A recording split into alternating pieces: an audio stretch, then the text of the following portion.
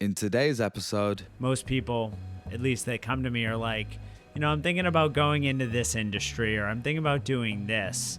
And I always encourage people to sit down and really do a lot of reflecting in terms of first, like, well, what kind of life do I want to have?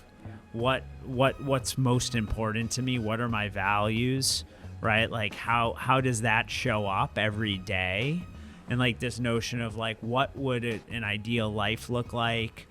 Do I value challenge, as you said? Do I value being close to my family? Do I value making money? Do I value being in a really important role? Whatever it is, and really doing that like fundamental work at what I would call like the foundational layer before then saying like, okay, I want to go work for a venture-backed startup in the fintech sector in this specific role.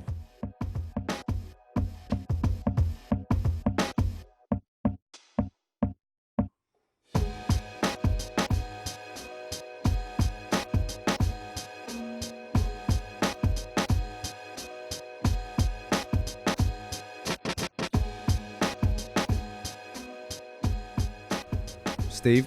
Hey. Thanks for coming on the show, man. It's a pleasure to be here. So tell me how I pronounce your surname before I butcher it. Schlafman. Schlafman. So it's, people have butchered it my entire life. And so it's what I like to say, it's like, laugh. Oh my God. That's the Man. best. So I have the similar Schlafman. thing. I tell people my name's like Bill Clinton, Al Gore, Bill Al. Yeah. And I've said that thousands of times. It really works, but people that are around me a lot have heard it way too many times. Yeah, I've been called Schlaufman. I mean, it's just been butchered That's for, it, man. for years. Schlafman. Well, listen, man, thanks for making time to be here. You're someone that I've been following for a little bit of time, and to be honest, without even realizing, because Waleed put us in touch. Right. And thanks to Waleed, who's hopefully listening to this, he sent me an email and said, hey, I think you guys would really get on and you'd be a great guest on the show. And then I was like, oh, I didn't necessarily recognize your name straight away. And then I went on Twitter and I was like, oh yeah, I've been like following you for ages. So yeah, I guess we should probably introduce who you are. In your own words, kind of who are you and what are you working on nowadays? Sure. So I am a partner at one of the top seed funds here in New York called Primary Venture Partners. We've been around for about 4 years and invest exclusively at the seed stage, specifically in technology companies. And we roll up our sleeves and get dirty on behalf of our entrepreneurs. And about 18 months ago, I decided to dive in headfirst into the executive coaching world. And so I'm now a leadership coach, and I have my own private practice where I work with a very small, select few, usually at a time it's about 5 founders and executives. And so 5 at a time. Yeah. So I'm part investor, part executive coach, and when I'm not at work and doing these things, I'm a husband, a father, brother, all the great things. And actually, I saw that your wife is also an entrepreneur. She is a kind of the SEAL, right? Yeah. Exactly. I mean, we should get her on the show as well. But if she's up for it, I'm a huge fan. Like it's a plant e-commerce business, I guess. So but she a physical store too. Exactly. She started about 7 years ago. She now, ships to all 50 states, has distribution centers in New Jersey and LA, and shops in LA, San Francisco, and multiple in New York, and soon to be more. That's amazing. Yeah. So today, thanks for the intro. You've been an investor, but going back, you've also been an operator. You worked at Microsoft for some time back in the day. You've done so many different things. I did want to call out a few of the investments you've led or been involved with. So some companies people might have heard of, like TheSkimm, big fan of those guys. Giphy, Bowery Farming, Breather, who's also Julian's been on the show, Viewed Space. And then before that, SmartThings, what got sold to Samsung, Percolate, a bunch of companies, right? So you've been really a fixture within this space, especially in New York as a VC, as an investor in the startup community for some time. And as you mentioned, you're now doing coaching, which we're going to go into that whole world a little bit later. But I just kind of wanted to take a step back because I've done a bunch of research, listening to some of your other interviews, reading your blog. And I was really kind of fascinated by this tattoo. I know you probably can't whip out your arm right now, but just like I heard you talk about a tattoo you had. Yes. And I just love, if you wouldn't mind sharing, I don't know how many tattoos you've got, but I'm trying to think of which one. This one was the Ken Wilber sure. Systems of the Universe. Yeah. Just the only reason I wanted to bring that up, one, because I haven't really heard of anyone having a tattoo like this. And it's just kind of a cool thing that like you know, the way you think about the world, I feel like that is kind of ingrained in a little way in this tattoo. So I just would love to hear that. So the tattoo is a representation of Ken Wilber, who's I guess you could consider him a modern philosopher.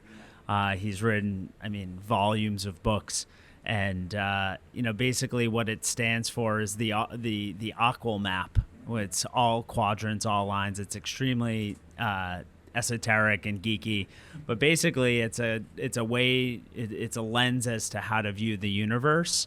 And so for me, it's a reminder to focus on the sort of the physical self, the mental self, the creative aspects, being part of society, both from a collective and systematic level. So it's one of these things I would encourage you to link to. I've got actually Exhibit A here. Is this about right? Yeah, exactly. Okay. So yeah. I know I didn't want to because we'll get onto your sling in a minute. But if you're on YouTube, you can see this, and I'll probably we'll put this up as well. But it's really, I haven't actually heard of this before, and when I heard you talk about it, I thought it was really interesting. So. Yeah, and the way that I sort of used the framing, I actually initially discovered Ken Wilber because I myself am sober. I got sober about 4 years ago. I'm fairly public about it for a bunch of reasons. And I read this book called Integral Recovery by an author that goes by the name of John Dupree, who sort of talked about a holistic view of recovery. And that it's almost like the body, the mind, the social, and the societal. And that in order to get sober, you have to be strong in all four areas. And he linked that back to the map, to the aqual map, Ken Wilber's work. And the whole book is based off of Wilber's work, but applying a lens of sobriety to it.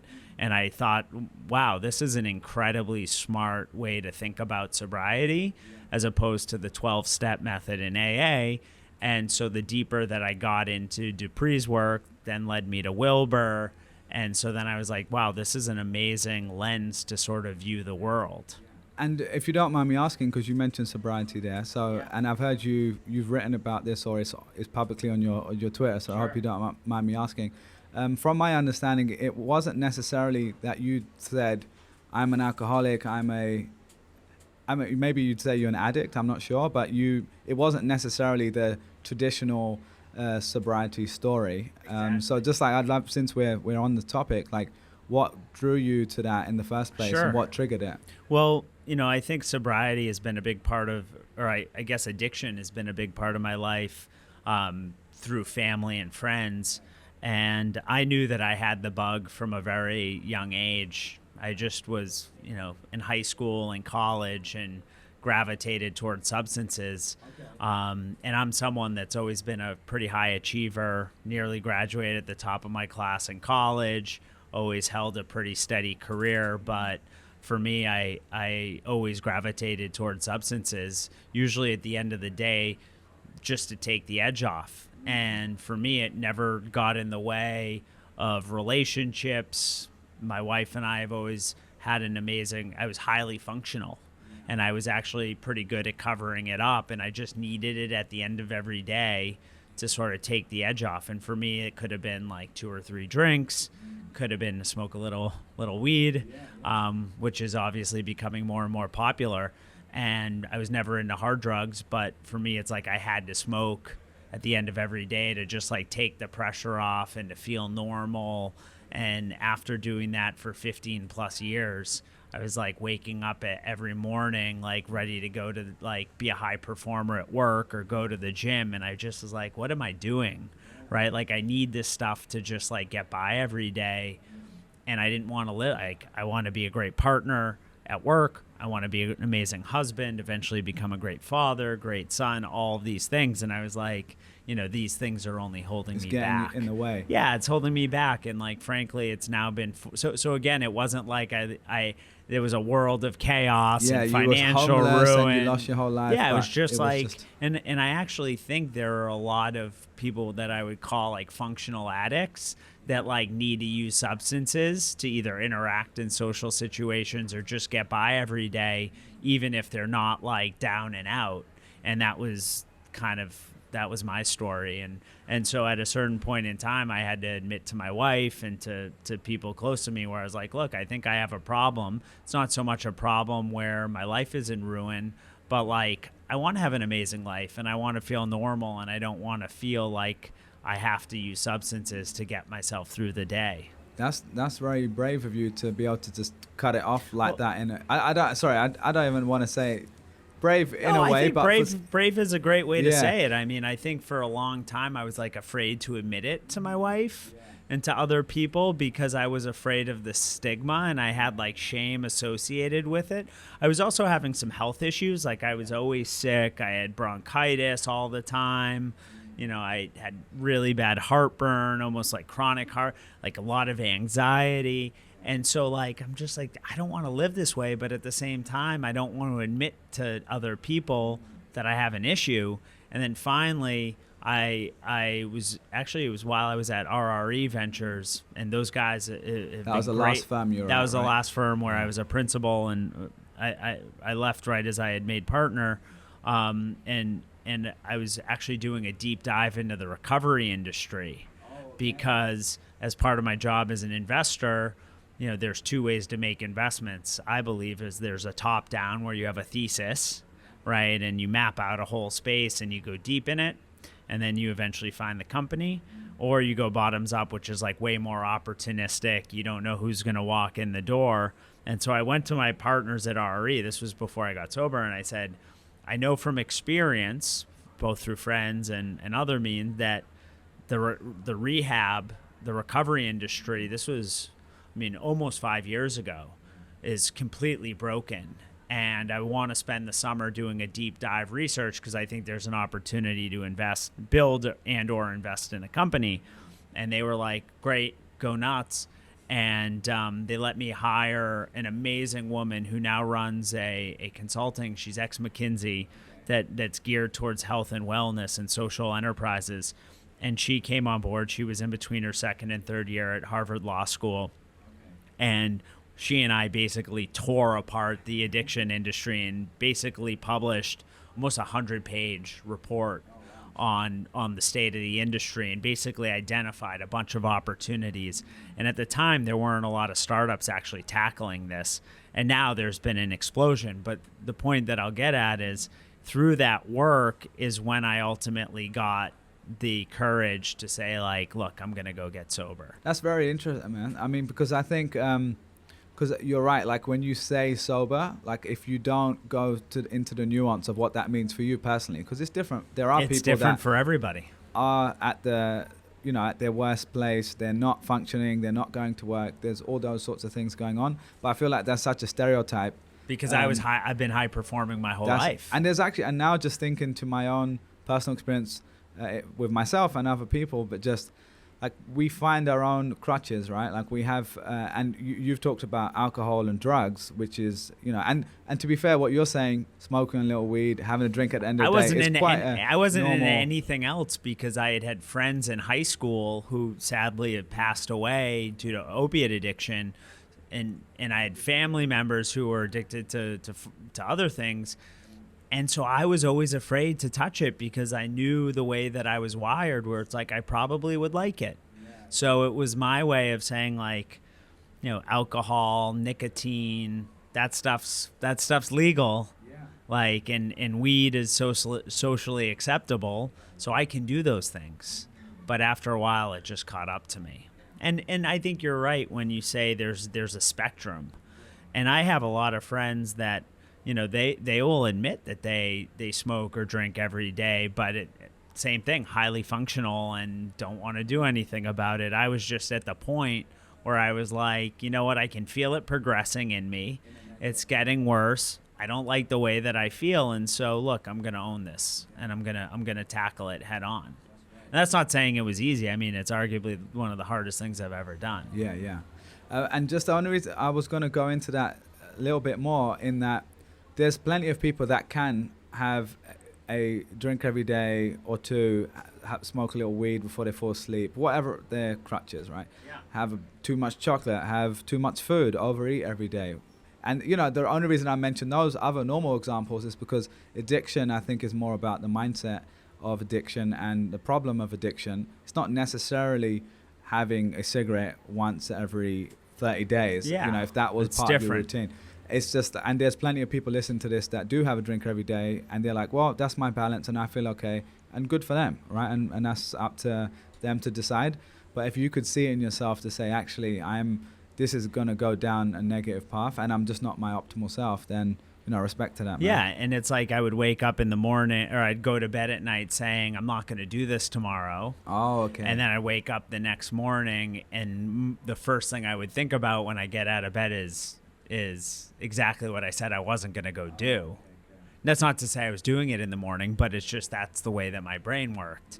So I was like, it's just not. I want to have a high performing life. Yeah, I wanted to ask, because people watching this on YouTube, if you're listening to this, you can't see this, but you're wearing an arm sling. Yeah, you've hurt your shoulder, and we don't have to go into the full story, but from my understanding, this was a cycling accident, right? Yeah. So one of the things that I've picked up over the last 4 years, as I was embracing a much more I've always been fairly healthy, but and lived I've lived an active life.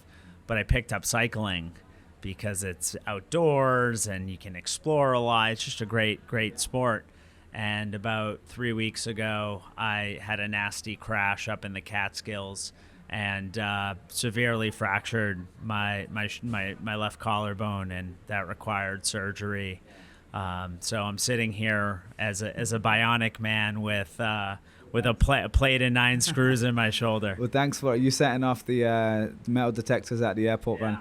But no, the reason I brought that up was because often I've met a couple people who have replaced their addictions with other sorts of addictions. That might be healthier addictions, if you want to call them addictions. I don't know what we would define that as. But for example, is cycling or meditation or yoga, which I've heard you talk about, do you feel like your obsessive sort of nature, if that's an accurate word to use, I would say the same about myself, is that part of the addiction / obsession that you're now applying in a more positive way? Yeah, I think that's a great way to characterize it. So there are a few concepts that I think might be worth introducing that I work with some clients on, which is, there's, to your point around replacement, there is almost like and I forget the exact terminology, but for most people that have an addiction or those that have addictive tendencies, when they quit something, they usually replace it with something else. And so there's like a replacement factor. And so in my case, I think it was probably ice cream, meditation, and working out. Yeah. And it's a good combination. Yeah. And the other thing is there's a concept known as the Cornerstone Habit, which is to say that not all habits are designed equal, and that certain habits actually lead to more beneficial behaviors.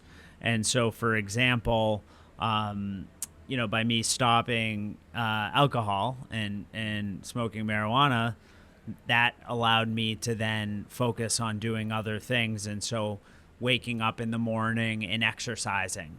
And by me waking up and exercising every morning before work, I started to feel incredible. Yeah. Then you're I'd addicted to that feeling. Yeah, and then I'd want to eat well throughout the day. And so the cornerstone is that first big step, right? Yeah. Well, the cornerstone, I guess, in the case would probably be waking up early and exercising. And by waking up early and exercising, then it leads to like all these like other a domino things. Effect. There's a domino effect. I'm the same. I have the same for me, it's always eating really healthy and clean. So everything else is 10 times better when I really focus. Of course, I need to have some balance, but I'm quite an extreme person too. So for several years, I've been like experimenting with, all sorts of different food and nutrition and diets and stuff like that. And last year, I was probably the most extreme and people that have watched this for some time or know me, that I lost a bunch of weight last year and got healthier. Doing what? I did a bunch of different stuff, but it was really just cleaning up the food, making that the first pillar. So I basically just focused on nutritional density. I ate probably 2 meals a day. I did intermittent fasting. I exercised more. All the kind of standard stuff. But cut out processed food, most refined carbs. Focused on good quality vegetables. So just kind of obvious stuff, but it's the old saying about everyone knows how to get six-pack, but none of us do, right? Most of us don't, and it's knowing is not that hard, it's doing. So that was the big difference. Before my injury, I was almost predominantly on a paleo diet this whole year. Okay, yeah. So basically only whole foods. Yeah. You still eat like that now? I'm not, because I can't cook with my shoulder. So I've been eating like shit. Yeah. But I've actually been thinking about, because I can't cook, it's just hard to maintain that diet and be so disciplined, yeah, right? You have to really plan ahead. It's tough, and I wouldn't want to put that burden on my wife. And so what I'm doing now is I'm actually, I haven't kicked it off, but I'm considering intermittent fasting for the first time, just because I'm not exercising and I'm not on my paleo regimen. Yeah. So the way I eat is probably close to paleo. I don't necessarily call it strictly paleo, but and before I've done like keto before. I've tried vegan for a bit and didn't really like it. And I think, again, not to bore people with the details of everything I eat every day, but just I've found for intermittent fasting specifically, when I am eating less refined carbs, that's the biggest difference for me. So when I'm just having like salads and vegetables and meat and chicken and fish, like I could go 18, 19 hours without wanting to eat, which is fine. And then I still have similar number of calories, but I just kind of like get used to it. I have black coffee in the morning, I have some green tea. Yeah, black coffee was what I struggle with the most. Yeah. Well, listen. Well, that was a good little tangent. I'm enjoying that. But just to for the sake of time, I did want to actually mention. So you're a prominent New York-based VC. We're also based in New York right now together. I want to thank Listening Party and Canal Street Radio for hosting us today in New York. But you didn't grow up here, right? So no. Tell me about that. Where did you grow up? Yeah, I grew up just about 20 miles north of Boston in a small England. Little suburb, very, very closed off community, Swampscott, Massachusetts. Swampscott, yeah, okay. Yeah. So I guess Swampscott is not well known, but I think if you were to look at the Wikipedia page, it has two claims to fame. One is the founder of GE, or one of the founders of GE, lived there. As in the Dory, basically the rowboat was invented there. Oh, no way. Yeah, so I mean, it's... What's it like though? What was it like growing up? You're a twin too, right? I'm an identical twin. Yeah, my twin brother's a director of product at Netflix. So it was actually comical growing up as a twin, because he and I were very badly behaved. We were terrors in our town. It's still infamous. We go home and people will run into old teachers and parents of friends, and they'll say, "We thought you guys would be in prison by the time you were 20." Yeah, that's interesting. Did you get in trouble at school? We got in trouble all the time until we were basically in high school, and then we really turned it around. But but he and I fell in love with really two things when we were younger. One was video games. So our parents, we never even really asked for it, bought us a Nintendo in 1985. And we just fell in love. And so he and I were pretty much obsessed with video games up until the time we were, in college. And then of course, he was always an amazing artist. Despite us being identical twins, we're very different. And so he was always an artist, and I was just someone that was always incredibly social. And so that, his superpower, he's very much an introvert, and I like to say I'm an extroverted introvert. But it was an amazing upbringing. But we loved games and sports, and that's ultimately how we got into technology. Both of us, when we got into our professional careers, it wasn't even a question of what we would do. It was always like, okay, we're going into technology. Did you studied like business or marketing? Or yeah, I studied business. It's interesting because initially I thought I was going to go to school to become a teacher. My second love, aside from video games, was actually sports. And so I thought when I first went into school, I thought I was going to become a teacher and a coach. Oh, right. That's funny. Just because I've always loved working with people and getting performance. And it's actually interesting. I think in my high school yearbook, they said that I was going to be the head coach of the local football team. Not the Patriots. Not the Patriots, but my high school team. And so when I got to school, that's what I thought I was going to do. And then very quickly it became clear that my passion for technology, and I became a lot more interested in business, and then quickly enrolled in the School of Business. I went to Northeastern University in Boston, and then Northeastern is an amazing school. So you go to school for 6 months and you work the other 6 months. So by the time you graduate, you have at least about a year and a half of real world experience. And that's the way that the program was always structured. And to me, when I was looking at schools, it was always like, well, why aren't all schools structured this way? And so it just dawned on me that was the right model for education. And so while I was there, I actually had a number of amazing internships, one of which was with Microsoft. And what year was this? This was dating myself now. You're making me seem old, but this was 2001, 2002. So the reason I mentioned, because that was Microsoft was the king employer. It was before Google went IPO, right? Google did an IPO for at least like three or 4 years after that. Apple had just launched the iPod. So it was okay. Yeah, and Microsoft. I remember even for when I was going to school, which was a few years after, Google became like a really good employer.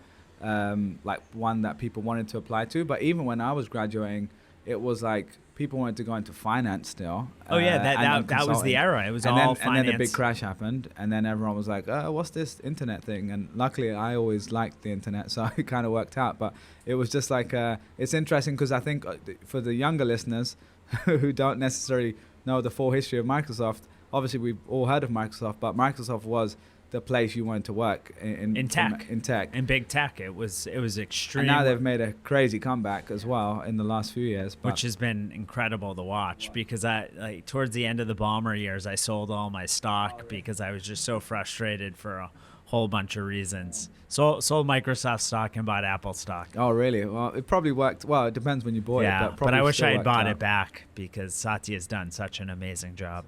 Yeah. I do want to ask about, we're going to go into some of the techniques and exercises and tools that you use on yourself and with founders that you work with in a little bit. But before we get to that, I do kind of want to hone in on, you were working at Microsoft, you worked at startups as well, what people often call an operator, you're working within an actual company startup, and then you switched over to the investing side. Like how did you know that was what you wanted to do? Because I've read that you said when you started doing it, you're like, this is it. This is what I should be doing. Yeah. And that is something that 99% of people listening to this don't ever get that feeling. Well, right? It's funny.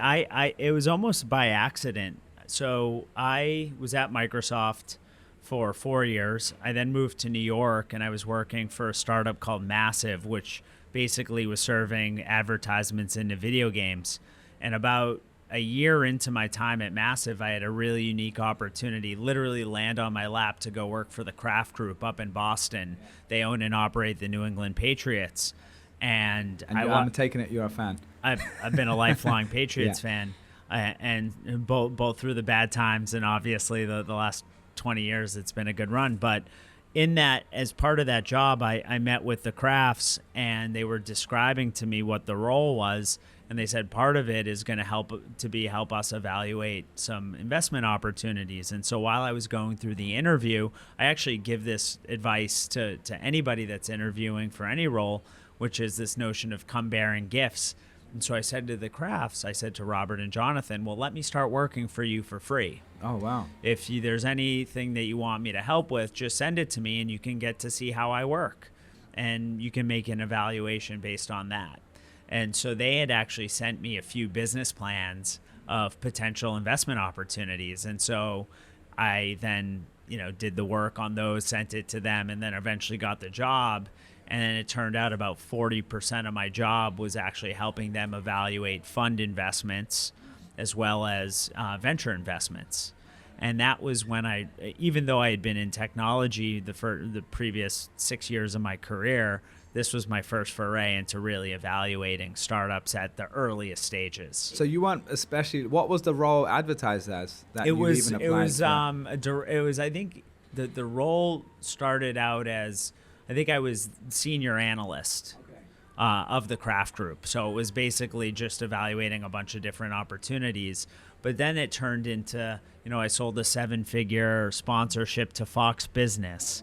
I helped broker a big partnership between the Patriots, the NFL, and Buddy Media, which was a local startup in New York. And so I was instrumental in bringing Patriots onto Twitter and Facebook and other things. So this was, what year is this? This is this was 2007. 2007, 2008. Yeah. And that's not to say I did all the work, but in terms of like going and brokering the partnership with Buddy and helping get the handles and all that stuff. So it was this amazing role where it was investments, incubations. We looked at making a bunch of acquisitions that we ended up not going through, and then just random sort of operating projects throughout the business. That's super cool. Yeah. Because it sounds like a very hybrid sort of role, not just like straight investing role, not just your deal making, you're doing all sorts of stuff. It's kind of a cool, especially if you're a New England Patriots fan and you're like, it's like I'm a big Arsenal soccer fan. So it'd be the equivalent of you going to work for Arsenal. Oh my God! And the thing maybe not right now. Well, the thing that was interesting is when I joined the Kraft Group, I thought that I wanted to sit at the intersection of digital media and sports. And the more that I dug into startups and the ecosystem, and at the time I was in Boston, we had made a number of investments in New York. So I've been investing in the New York ecosystem now for over a decade.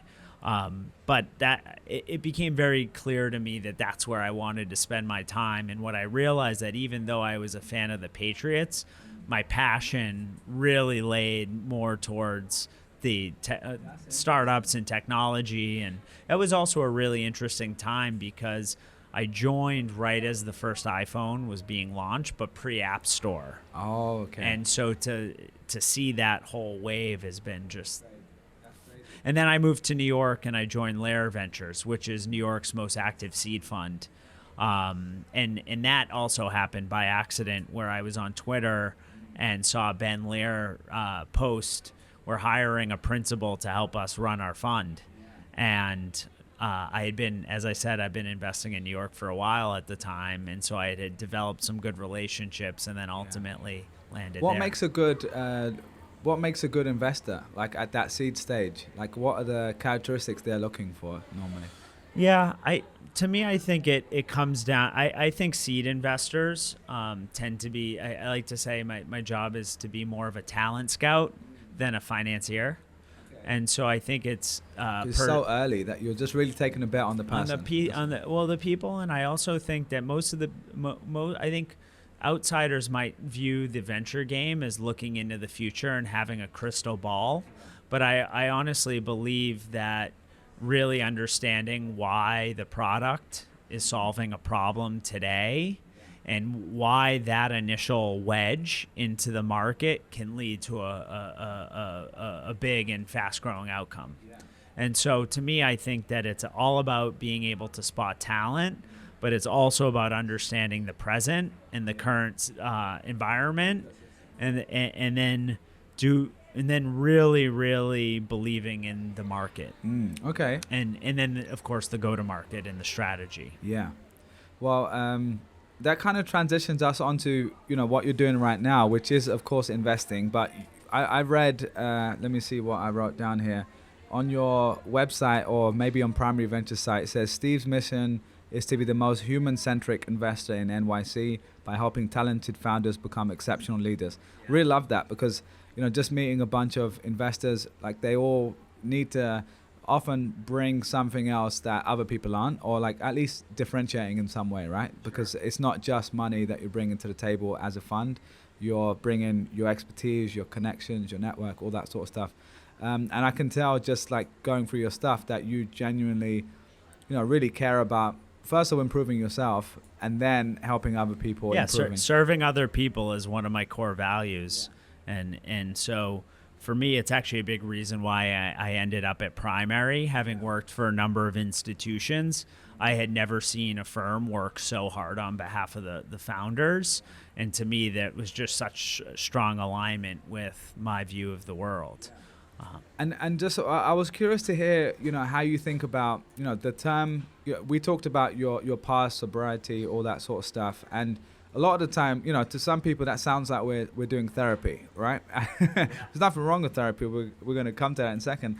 But, and to me, therapy is something that is now in the last few years, more people are becoming open to it. But there's still such a huge resistance to that word. And I also feel similar to the word coach. And not necessarily, if you say a soccer coach, a football coach, a sports coach, you'll be like, okay, cool, they're coaching a team. That makes so much sense. When you say the term career, executive, business, life coach, which is a whole different sphere, I feel like that the term itself, there's a lot of resistance to from a lot of people that would probably gain a lot from it. And I'll be honest, I've probably felt that as well. And in my old job, I ended up being paired with what was called an executive coach, but essentially he ended up being a hybrid of a great sounding board, someone who's trained in understanding and seeing blind spots that I wasn't going to see, that my friends weren't going to see, my parents weren't going to see, and being able to kind of guide me in a way that wasn't necessarily saying my whole life's terrible. My life was pretty good, right? It was just saying that what are the things you're trying to improve, because everyone's always trying to improve something, and are there things that we can do to make that a lot more effective and efficient. So I found it incredible transformational experience working with him. I only had 6 sessions, and he was a great guy. So the only reason I bring that up is just because I think the word coaching and therapy, to me, there's kind of like a similarity in that there's a resistance, but it's so valuable to so many people. And I find, and again, tell me if I'm wrong here, but to me, therapy seems more about dealing with the past in many ways. Sure. Maybe there's some therapists that are helping you figure stuff out going forward too, but really it seems like there's all this unconscious bias, this these subliminal things that we haven't thought about for so long, that it just, like the time you fell over as a 9-year-old and like someone took the ball away from you at school and you didn't deal with it, and now that's manifesting itself. And that sounds so cliche, but genuinely a lot of us are living with those crutches. But coaching, or just if we've used the term self-development, growth, working with someone to grow yourself, like that to me is really seems more as about today and going forward. Would you say that's an accurate statement? I think I probably couldn't articulate it better than you did. I mean, I really think that coaching is extremely forward-looking and also outcome-driven. And so, I can just speak to how I work and certainly how I work with my coach. But at the end of every session, it's very clear of what I want to do in order to tackle whatever it is that's in my way or where I want to go.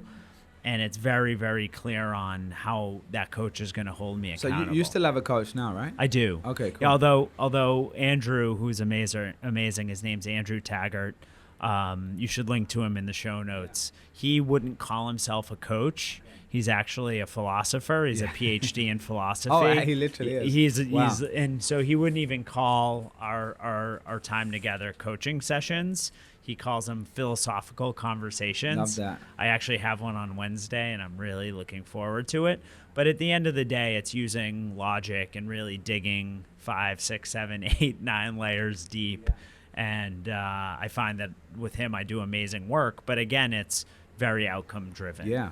And that's awesome, man. So and I would just add to that to say there's a lot more conversations around this topic. And there's a book that just came out recently, Eric Schmidt, the ex-CEO, and I guess he's still the chairman of Google. The $1 trillion coach. Have you read that yet? I have. Okay, how is it? I liked it. I think I may have had unrealistic expectations, thinking that it was going to be a life-changing book. But, at the end of the day, Bill Campbell was one of the greatest coaches that ever lived and really served some of the top tech organizations in history, Apple, Google. Yeah, and I heard that just for context of people, Eric Schmidt, obviously really well-established guy, and I heard him on, I think, the Tim Ferriss podcast. He gave a talk about this, and I was like, wow, like, I was at Google for 7.5 years. I've seen Eric Schmidt was one of those people that, like, in the beginning, I was like, I wasn't even sure about him, and then the more I saw him, I was like, this guy's on top of his game. Like, you'd see him speak in front of a crowd, and he was like a mixture between a politician, but like the good parts of a politician that I actually like, and the clear thinking of a philosopher, and kind of like the technological brains of a real technologist. And when I heard that, I was like, wow, this is really interesting. And I just found that, again, the word coach, like, a lot of people just still feel resistant towards. But when you start thinking of, people like him and, people like yourself who, and when you go to the gym or you go to any sort of organized sport, you're going to have to get help from people that they're not necessarily better than you at the sport, right? Like, LeBron James' coach is not better than him at basketball, but he's a better coach than he is. I think the analogy that Eric Schmidt used was when, don't quote me on the story, but I think John Doerr, the famous VC, encouraged Eric to meet with Bill Campbell about being his coach. And I think initially Eric was reluctant. Yeah. And I think the analogy that Eric ultimately used was, Andre, at the time, I think Andre Agassi was one of the top tennis players in the world. And it's like, Andre Agassi needs a coach. Yeah. And so, to me, I don't view having a coach as a weakness. I actually view it as an investment in myself, and that I'm able to work with someone who's completely neutral, that shows up with no judgment whatsoever, and helps me become the best version of myself. And I try to do the same with my partners. I mean, I hate using the word client, because at the end of the day, these are people that I partner with to help them achieve whatever it is that they want to achieve. Yeah, exactly. Yeah, their visions. And I think the other thing is, like any kind of service offering, if you want to call it that, like, there's going to be a range of people, right? Like, there's going to be Bill Campbell, that guy, and there's going to be, there are some people that are less experienced, and again, not to say that the intention isn't good, but someone might have gone to a coach or tried to get help in this way and had a bad experience. But I guess to that point, there's such a range of people out there. So I think that if you are still listening to this and you're resistant to this concept, I would just urge you to have a listen and see if there's something that you can still gain out of it. Yeah, and I would just venture to say, like, I'm still at the very beginning of my coaching journey. I've been doing this for about 18 months. I love the work. The thing about coaching, someone actually, his name is Tony Stubblebine. He runs Coach.me, and he runs one of the most popular publications on Medium called, I think it's Better Humans. And Tony's an amazing guy. You should have him on the show. And he asked me when I finished my coaching program, what was the biggest surprise? He's like, what was the biggest surprise? And that was the only thing he asked me. And I think it was over Twitter. And I was like, here's the guy that runs Coach.me. He's like, runs Better Humans on Medium. And so I wanted to try to come up with the perfect answer. And so I was like, you know what, I'm not going to answer him right away. And then I started thinking about it, and I was like, you know what? The depth and breadth of the coaching profession is mind-bending, meaning that you can take a coaching 101 certification course, but you're only skimming the surface, because coaching is one of those fields that's multi or interdisciplinary. So it's everything from psychology, neuroscience, history, philosophy. I mean, it factors in all of these different fields in a really interesting way. And so that's the thing that gets me most excited about coaching, is that it really is, it feels like it's never ending.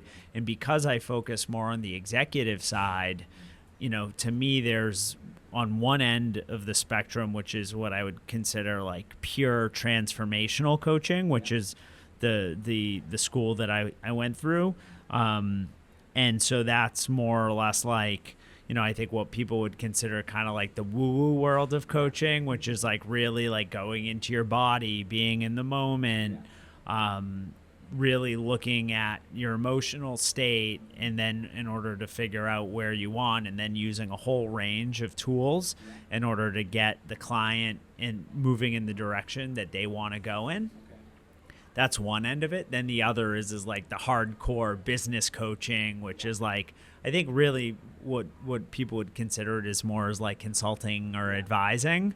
And so I think for me, I'm passionate about both. And that's not to say like most coaches actually don't give advice. And so in a coaching session for me, if and when I do, I make it very clear where I say, hey, look, I'm going to take my coaching hat off for a second. And so I make it very clear when I'm giving advice versus actually being the coach and just asking lots of really thoughtful questions and bringing them into a place that they can feel really good about so they can take action. So I think for people listening, that's kind of like the foundational part on, why coaching in the first place. And I think we've discussed that now. So I think what will be useful is if we kind of take a few examples and maybe just we can kick it off by like, what does that framework look like to you? Like if someone was coming in today, what is the typical sort of person you work with, and how does that first few conversations go? Yeah, it's a great question. Yeah. So typically I work with CEOs that, this isn't a hard and fast rule, but tend to be solo founders. Okay. So they don't have co-founders, and they're looking for a neutral party to help them on their journey. And so that's a common theme, though. It's not common through the 5 partners that I work with, but that's a part of your focus. Yeah, exactly. And what I would say is these are people that know that they're high performing. Right, they're very capable leaders, and they know that they just don't want to go on the journey alone, and they often know where they want to go, but they just need help deciphering the map. And so I like to use the analogy of, when I was climbing Mount Rainier, right, I was strapped to a guide that had a headlamp on, and and to me, instead of me being the guide in front, I let them be the guide, but I'm right behind them. And so you can't see all the way to the summit, but that we're slowly navigating up and down up the mountain towards the summit. And the further up we get, the more visibility that there is. And the way that we get visibility is by me asking a lot of questions. So how does that show up in practice? So typically when I work with a client, the first session, before the first session, there's a full questionnaire that goes into their past and then also the future. Then usually it's about a 90 to 120 minute session. In one go straight away? Oh yeah. Oh, okay. Yeah, usually it's up to 2 hours, and we dig into the questionnaire, and that's where we really set expectations. And the whole idea behind that is what I refer to as like creating a conscious relationship. So it's not just really understanding who the client is through that one session, but it's also how's the relationship going to work, right? How do we know if it's working in the future? How do we celebrate our wins? What if this isn't working? How do we deal with that? So you're basically getting out. It's like a contract almost. Yeah. And it's a way to just set the stage. And then from there, I think for me, it's a minimum of 6 months in order to really get the best results. And so that's basically, and then we just hop in and we do the work. And so, I've worked with clients on a range on everything from, bootstrap founder that's been working in the business for 10 years, has all of the fire in the belly to keep on going, but wrestling with big strategic questions, right? But it really varies. And then, my work as a coach also, I get a lot of friends and acquaintances that are just coming to me for help. And so just doing one-off sessions. So maybe I'll give an example of something that just from my experience, like even myself and other people have like, I don't want to say the word complain, but they've said like they've got to a juncture in their career and they're like, okay, I don't know what to do next, or they've like lost purpose. So maybe I'll just give a personal example. So I was at Google for almost 7.5 years. I moved several times. I was in Dublin, then London, then New York, and each time what drove that move was I felt like my learning curve, so to speak, had slowed down, right? So after 2 years, I was like, I'm loving it. It's great, great, great. And then I was like, okay, I'm doing the same thing. I'm not really learning anymore. And what was going on that led you to believe that? I guess that's a good question. I guess for me, it was I was comparing myself to the first, let's say, 6 to 12 months to the last 6 months. So in the beginning, I was just mentally stimulated. I'm learning stuff I didn't know about. And then by the time it came towards the end, I was like, I could do this job like with my eyes closed. I sounds really stupid. And at that point, what were you looking for? And then what needed you? What was not being fulfilled? I think one, it was just like feeling like I was mentally stimulated, like that I was kind of getting bored of the work, and also I was looking for a bigger challenge. So you were looking for more mental stimulation and bigger challenges. That's it. Yeah. Exactly. And that wasn't, those needs weren't being met in that situation. Yeah. And then another thing, which was kind of a life thing. I was living in Dublin, Ireland at the time, and my family were in London where I grew up. So that was a big driving point as well. So I ended up finding a way to make a move. A need to get closer to family. Yeah, exactly. So that was one move. And then I did a second equivalent of that, moving to New York. And that was 6 years ago now. So there's been several moments like that, and I'm sure everyone listening to this has 10 examples of that in their own lives. But just like the most common thing I've seen, especially at a company, and this isn't official, but this is just my experience, especially my friends at Google, and by this point I have thousands of people that I've met and worked with at Google in all of those different offices.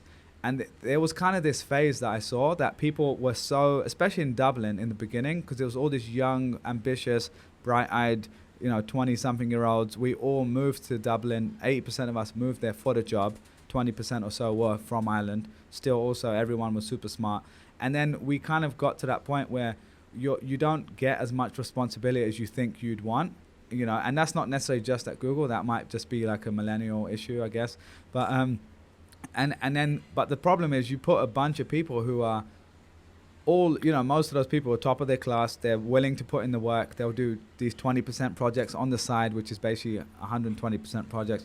So we're all competing with each other, and you're basically then marked on a curve, right? Because there's a bell curve. So 20% of people have to be in the bottom 20%, even if they're doing a good job. That's how Microsoft was. Exactly. So at that point, you just start to think, well, this is stupid. Like, I'm still doing a great job. Why am I even getting to this point where, like, you stop comparing you don't want to compare yourself to other people, but you naturally are, because you're being judged amongst each other. And so that was a long way of saying that I felt that at Google, even though I had a great time there, by the time I left, I was way overdue. I should have left probably a year or two before. Exactly. So is that, like, if someone else was in that situation, what would you ask them to be looking out for? So it's actually, it's a really good. As I was listening to you talk, a few things were coming up for me. One is I have worked with several executives in transition. Yeah. So there was one product leader here in New York that was leaving a really well-known startup here in town, and she knew that she was going to be in a transition. And so she and I worked very closely together through that transition to help her really define what was most important to her. And so I call these clients executives in transition. These tend to be shorter stints because it's usually around like, okay, help me think through like my next step. Yeah, exactly. And I actually am in the process, though I need to do this. I have a blog post that's sitting in draft, so it's probably like 25% of the way there about what to do if you're thinking about making a transition in your career. And to me, like, I always think that most people, at least that come to me, are like, I'm thinking about going into this industry, or I'm thinking about doing this. And I always encourage people to sit down and really do a lot of reflecting in terms of first, like, well, what kind of life do I want to have? What's most important to me? What are my values? right? Like how does that show up every day? And like this notion of like, what would an ideal life look like? You know, do I value challenge, as you said? Do I value being close to my family? Do I value making money? Do I value being in a really important role? Whatever it is, and really doing that like fundamental work at what I would call like the foundational layer before then saying like, okay, I want to go work for a venture-backed startup in the fintech sector in this specific role. Have you, so the blog post, I know we don't have it to reference right now. Are there, because what I love on your blog, you've got one blog post recently or a few months ago that was about doing an end of year review. Yeah. And it was really great. I'll link to it in this post, in this podcast notes. But what I love is you gave real tangible, examples of what you did. Like you actually stack ranked a bunch of, the post is very similar. Okay. The spirit again, I'm still getting started, but the spirit behind it is very much the same. Yeah. So I guess what about for you though? If we were saying a time where you were going through transition and you were giving yourself advice, and what would that be without referencing the blog right now, which we can't share? Like, are there a few? You just gave a few examples of like what you care about, and those are like starting questions. But then, playing devil's advocate, right? Someone listening to that might say, well, yeah, of course I care about all of those things, but like, what do I do with it now? Right. Yeah. And I think like, depending on those questions, like it's a pretty long list of questions that are in this post, but like, let me give you an example. What kind of work environment do you want to be in part of? Right? Like do you want to be in an open office environment? Do you want to be in one where, that's incredibly strict? Do you want to be one where you can work remotely? Like nowadays, like work has changed so much that there's a lot that can be considered. But I think getting back to the heart of your question, like for me, if you're going to play devil's advocate, like that's fine. It's like, okay, at the end of the day, the rubber meets the road. I need a job and I need to earn an income. And to me, it's like my own career has always been like, I have a base set of skills or superpowers, right, or strengths. How can I leverage those to go into an area that can leverage my previous skills and my existing strengths, and then be able to build a whole new set of strengths? So, like, let me give you an example. My first job at Microsoft was part of venture integration. This was the team that integrated the acquisitions, right? Like, got my foot in the door at Microsoft. This was my 6-month internship. And then went back to Microsoft. I spent 2 years in a leadership rotation program where every 6 months I rotated into a new area of finance. Similar to like GE has their world-class program, Microsoft has something similar. So then I built, 6 different jobs in 2 years. I built a massive network, right? Very, very different experiences. Then I spent 2 years doing strategy and M&A. Unlike anything I had done previously in those 4 rotations, but like expanding my skill set. Yeah. Then I did strategy. So trying many things. And then really I went to strategy and network projections at Massive, right? Very different, but related. And then I went to the Kraft Group, and so the point is like, I always recommend that people always like go out, like leverage what they've done, but sort of go slightly outside. And so I basically have become a jack of all trades, but a master of none. Yeah. But I think that's where the world is going right now. And I would say the same for myself. Like one of the reasons I do this podcast is to learn from all sorts of people, not just tech, not just startups, but I've had people that are in Hollywood and non-profit founders and all sorts of stuff. And to me, the kind of underlying principle is they're all going through a similar process, but the more breadth of experience you can pick from, the better you're going to be in making your own decisions. And honestly, something you just said about like breadth of experience. My job as a coach is to help my partners think through and actually like realize that there's a lot more possibility in the world than anyone believes, and that we're capable of doing more than we believe. And so how would that show up in my life? When I left RRE Ventures, I took a little bit of time off. And I had, in my mind, I was like, well, there's only a number of paths, right? I could start my own fund. I could join a fund. I could go into coaching full time. And that was kind of it. And you know what? I did myself a disservice, right? So if I were giving myself the advice or coaching, right, like I probably would have tried, or the advice I would give my former self is, you have way more possibilities, right? Like, how do you find those possibilities though? Like, is there something that you could, I mean, like, where do you need to look to be able to understand? Because often you get so stuck in, like, you know, that frame of mind where you're like, well, this is what I do. There's a few people I know that did what I did. What are they doing? So what I would have done is actually just increase the number of people I was talking to by, like, I would have been a lot more curious. And that would have been the word that I would have really attached to. And so instead of saying, like, I'm going to go start a fund with a partner and that's what I'm going to do, or I'm only going to talk to one or two funds, I would have said, you know what, I'm going to take the next 3 months and just have a lot of exploratory conversations and say, you know what, I don't know what I'm going to do, but I'm going to learn. And I'm going to use every opportunity to say, like, is this a fit for me? While fleshing out all of that, the like, what kind of life do I want to have? What's important to me? Is it making the most amount of money? Is it doing XYZ? Is it purpose and meaning? Is it saving the world? Whatever that is. And the way I've thought about it in the past, what you just mentioned there, I've always, I didn't invent this, of course, but just I've read this somewhere once, that there's kind of 3 things you're looking for in a job or your career. And I might not remember all of them. One is what you're passionate about, let's say.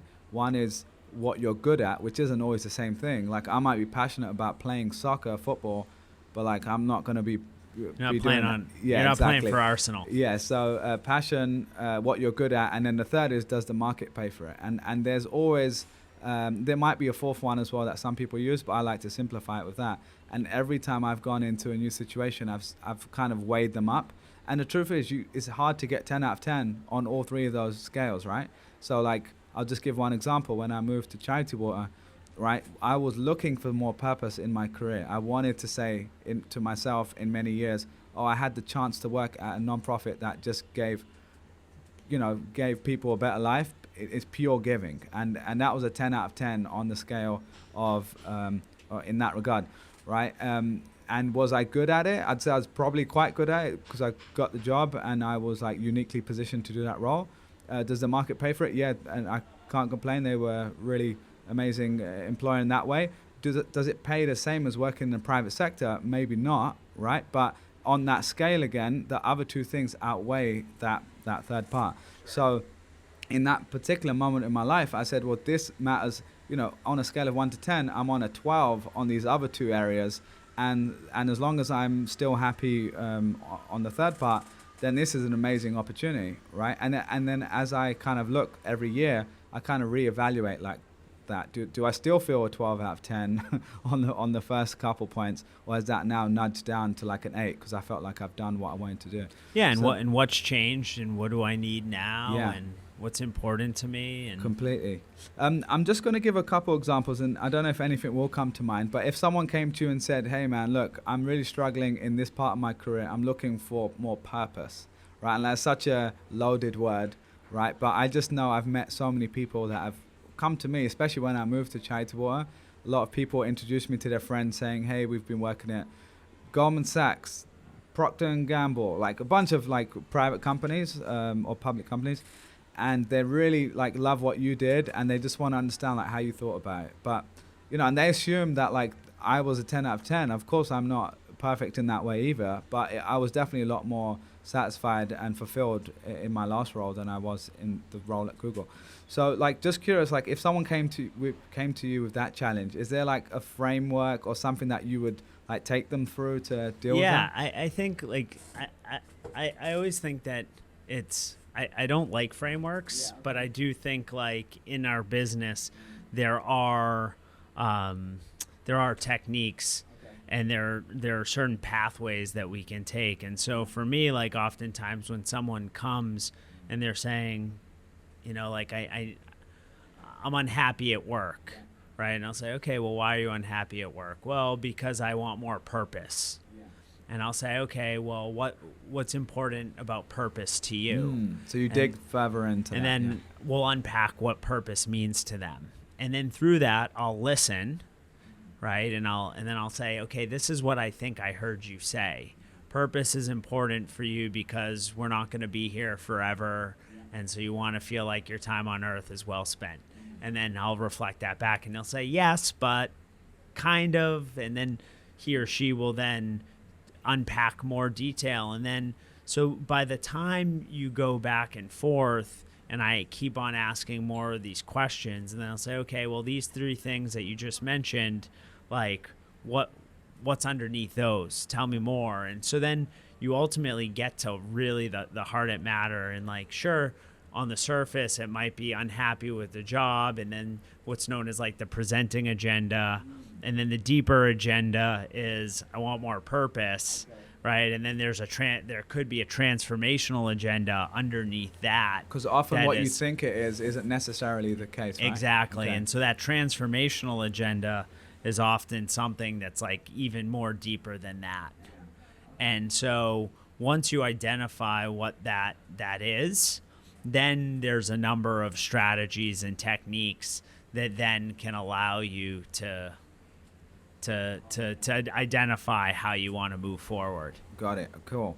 That's helpful, man. Thank you. Yeah. I heard you tweeted this recently about the 360 review that you did. Yeah. And I don't think I've done one exactly like this, but I've had kind of experience where people give feedback on, what you like to work with. I've done anonymous stuff. When I was a manager, I had people give upward feedback and stuff like that. Sure. Just take me through what that process is like, man, because a lot of people on Twitter were saying, like, can you share details and what goes into this? And if you're happy to, even like some of the findings you found out about yourself that you didn't think that would be the case. Yeah.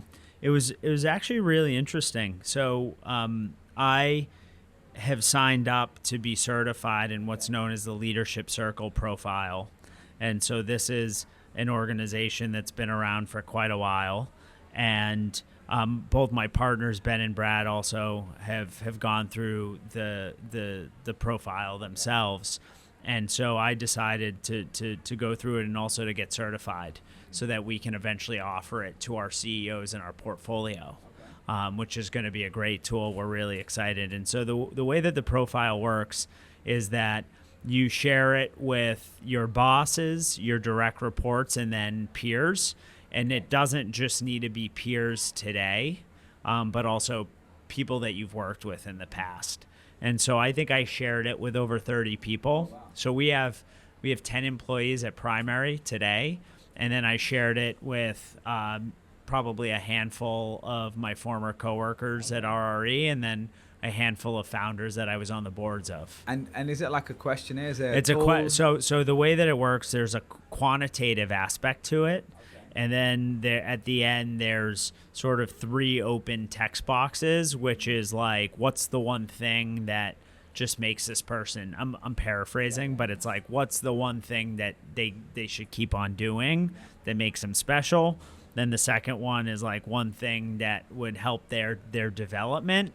And then the third is there anything that this profile didn't address that is important for them to know? Is it anonymous? At the end of the day, like, the bosses are not. So, like, for example, Ben and Brad, my partners, I put them as my bosses. Okay, so right? Because we're a partnership. Really yeah. And then for the peers and everyone else, it's completely anonymized. Cool.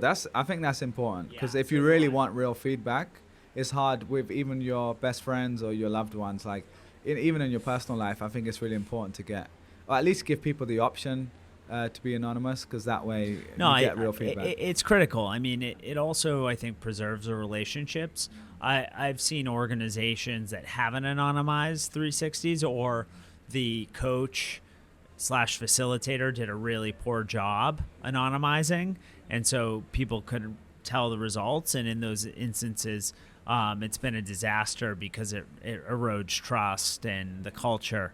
That said, the results on this were, I think I could tell who made certain, but it's like for me, that's okay, because this is an opportunity for me to learn and grow, and I'm still processing the results.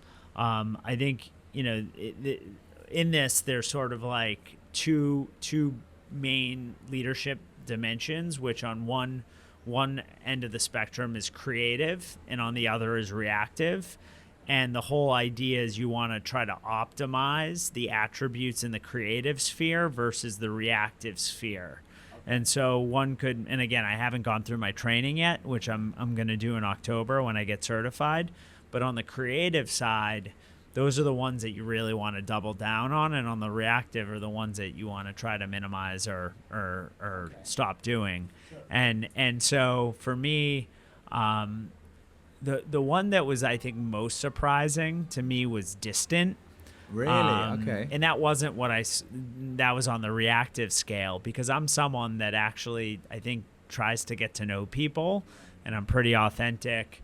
And for me, like, that was most surprising. And that's something that I think was worth digging into some more.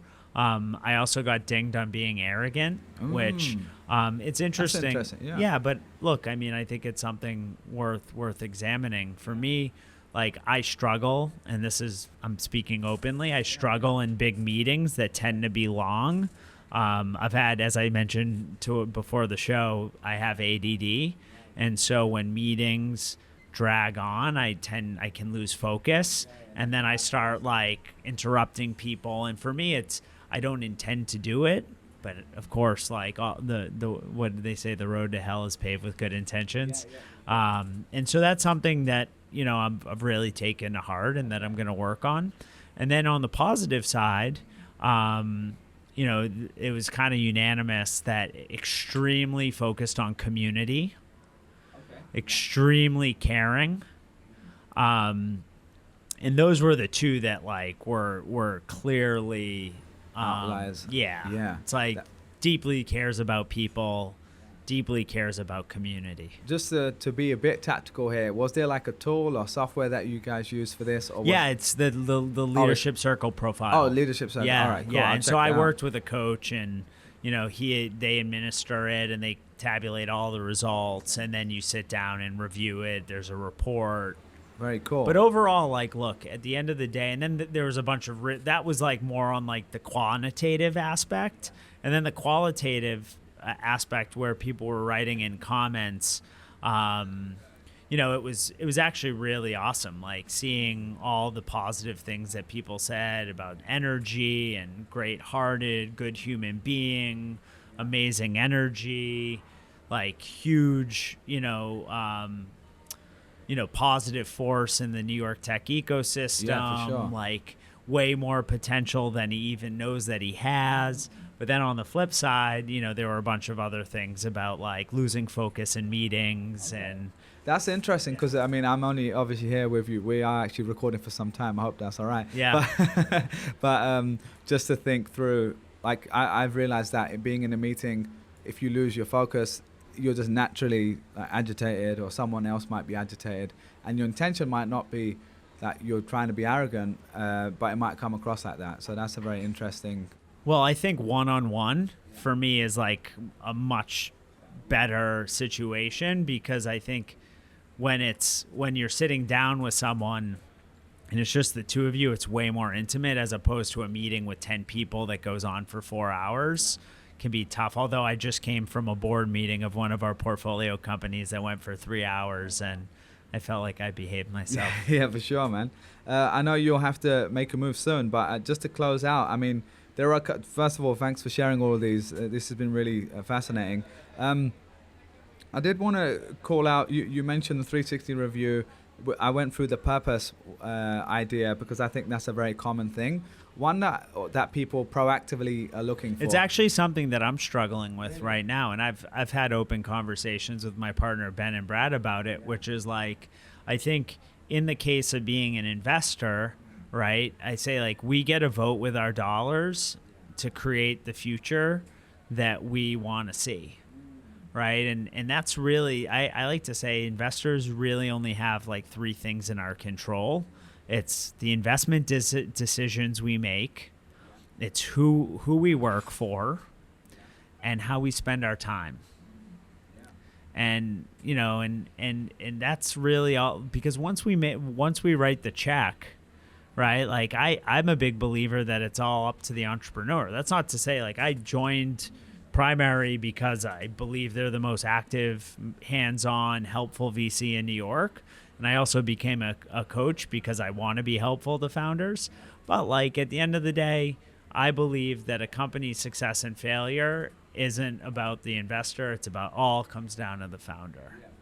But coming back to it, the point around like my job as an investor is to meet with as many entrepreneurs as I can and to do a lot of email, right? It's pretty much the job. It's meetings, email, and then a bunch of firm-wide stuff. But that's the job, right? And so for me, there are times where I've always asked myself, like, can you be a creative person in the role of an investor because your day is spent, you have so much demands for your time, right? Other companies that want to pitch you, portfolio companies, podcasts, people in the ecosystem, vendors, and there's only 10, 12, 14 hours in a day.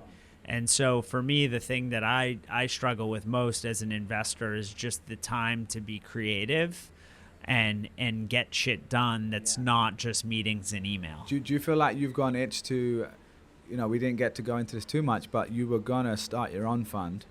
Do you feel like you've got an itch for something like that, or even being operated as a startup founder? No, or something like that? I think like my situation at Primary is an amazing one. Like I believe there are a few seed stage investors that have the future that we do. Like I really believe deeply in the firm. And given that we're so operationally focused and we roll up the sleeves, like I just love that mission because it's so service oriented in a way that I've never seen before, having worked at a number of institutions.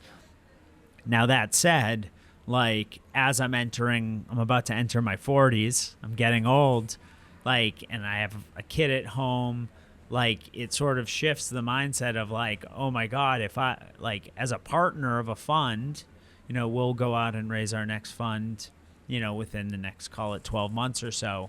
That's a 10-year commitment that I will need to make. And I think there's no better place to do venture in New York right now at the seed stage than Primary.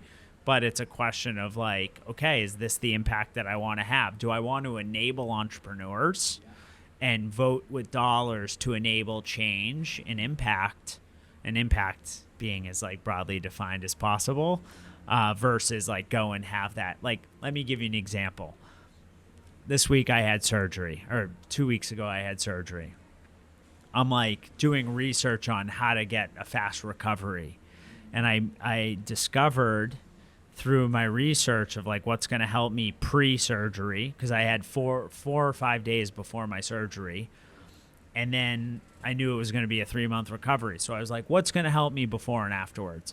And I came across this form of like hypnotherapy, but specifically around healing and recovery, around surgeries. And so I started doing research, and there's studies that say that it's incredibly effective, both in terms of like reducing anxiety pre-operation, pre-surgery. And then post-surgery, it like increases recovery by like 25%.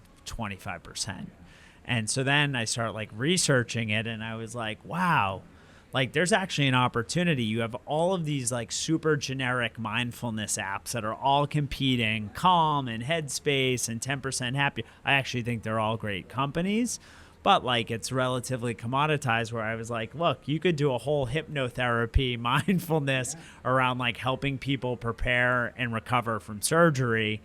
And like that's an example where it's like, not saying I would go quit my job at Primary, but you just don't have that ability. It's ownership, like full ownership in that. You have ownership of what you're doing at Primary to a certain extent. But not it's like there's you. a different level. It's not as like you don't have the creative freedom and flexibility. Although at Primary, we do have an incubation arm. So my partner Ben runs point on that. He's a phenomenal entrepreneur, and he's been an entrepreneur for over 20 years. So there is an opportunity to build. It's just the question is, do you want to be secondary versus primary? But I'm in a great situation. I think that to be able to invest and then also have my coaching practice, and as I get more experience, find ways to integrate to basically, combine that Venn diagram of VC and a coach and be able to really offer these kinds of things into the portfolio. It definitely helps. What I always think about that with what I'm doing right now as well. It's just like the multiplication of 2 or 3 things coming together. Right. And it sounds so cliche, but when 1 + 1 + 1 isn't 3, it's a lot more, because you're going to be a much better partner as a VC because of the coaching and vice versa. I feel the same about the way, I get to sit here for 2 hours with you and talk about all this amazing stuff, not because of the money I make from the podcast, but because this knowledge will compound and this relationship will compound over time, and that is the main reason I do it. Yeah, I can't wait to sit down and grab coffee. Yeah, 100%. So man. I can get some help to launch my own podcast. Yeah, 100%. The last question I will ask is just on, you mentioned anxiety there, and you also mentioned you used to self-medicate with smoking a little Mary Jane back in the day. So I'm just curious, because it's such a huge issue right now, and so many people are suffering from anxiety. And I'm just curious, have you found tools, mechanisms to be able to cope with it now over time? It's interesting. So about 2 months ago, I've had what I would consider mild anxiety most of my life. It's what I get for being Jewish. Yeah. But wow. For the first time in my life, maybe about 2 months ago, I had actually really severe anxiety, and had a panic attack, and because I was having health issues that the doctors couldn't diagnose. This was separate from my shoulder. I was having chest pains, and they basically did all the tests and basically couldn't, or they're like, you're perfectly healthy. I mean, work out almost every day, meditate, sleep, get a fair amount of sleep.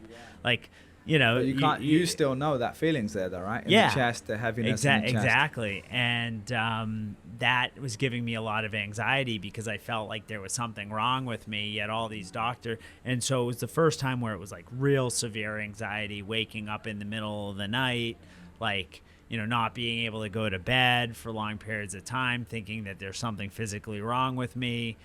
And, eventually I had to look, and I did some work with Andrew, my philosopher, coach, whatever you want to call him, around this notion of death, because I think that was what was causing the anxiety, which was my fear of death. So what I had to do is actually go and stare death in the face. So he recommended a book called The 5 Invitations. I'm not going to try to pronounce the author's last name, but it's an amazing book. And what I did is I basically had to look at that and really figure out why that was giving me a lot of anxiety. Now, that didn't help with my physical pain, but it certainly calmed my nerves. And what I would say overall, what I've done over the years, certainly since right before I got sober, and then certainly the 4 years since, is try to have a daily meditation practice, eat well, get enough sleep, get the basics eat right. well, and for the most part, the anxiety stays in check. But to me, I think it's one of those things that, at the end of the day, it's also like not overwork myself, right? Like the older I get, the more I'm like, I can't work 12 to 13, 14 hours a day. I just can't. And so it's, how do I fit the most amount of productivity into a 10-hour day? And if I work on the weekends, which I do every weekend, but it's not like I'm grinding and trying to burn. It's like, I guess the word that I'm trying to get at is balance. Yeah, that's the key. And so that's been, I think for me, that's what has helped with my anxiety. But the anxiety when it came to my health situation and death, I literally had to go and stare it in the face and change my perspective on it. Are you still scared of death? No, I actually think through the work that I've done over the last few months, I actually appreciate life way more. Because Because I realize, look, the reality is we're all destined for the same fate. And if I realize that this day is the only one of its kind, I'll appreciate it a lot more. Yeah, that's beautiful. And so, like, in some ways, by embracing death has allowed me to live more fully and presently. Yeah. Which with this shoulder injury also has been amazing, because the old Steve would have been in bed trying to work and be on my phone and taking calls. And I was like, you know what? I'm just actually going to relax, and I'm going to let my body heal. And I'm going to actually read a fiction book. I read a great book called George Washington Black. And I'm not going to stress myself out. And I'm going to focus on healing my body, and I'll go back to work when I'm ready, and then I'll ramp back up. So I was like, in that moment post-surgery, I'm laying in the bed. I'm like, you know what? Rather than making myself feel guilty, I'm just going to embrace it. And I'm going to take each day. I'm not going to try to focus on me being healthy in 4 months. I'm not going to look back and say, what if I did this differently and didn't get into a bike accident?